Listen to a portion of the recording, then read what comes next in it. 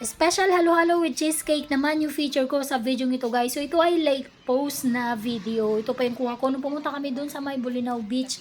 So yan ay 2 for 150 kapag isa lang yung bibiliin mo na malaki ay 80 pesos. So yan ay Siren special halo-halo na pinili namin nung pumunta kami dun sa may Bolinao Beach, pampalamig ng ulo guys. Ayan o, yan pa yung beach show, 'di ba? So punong-puno din siya ng sahog at saka yung crush ice niya talaga is flavored yung ice pala niya, which is yung cheesecake nga. So ayan o, kita nyo yung ube nakapalibot dun sa kanyang lagayan. At ang sarap din niya yan guys. Tignan nyo yung view.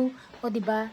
Ang init. Tapos ang ganda pa ng panahon nung time na yan. So kaya patok na patok yung mga halo-haluan. Tapos marami pang mga pampalamig na ulo na tinitinda dyan. Mga milkshake, mga scramble. Ayun si Mr. Rock. Yan yung nakuha namin na room. 2,000 ng overnight or within 24 hours. Ayan guys. So dito yung Patar Beach sa may Bolinao. Ayan ang ganda nung beach, diba? White sand din. Tapos ang blue ng sky.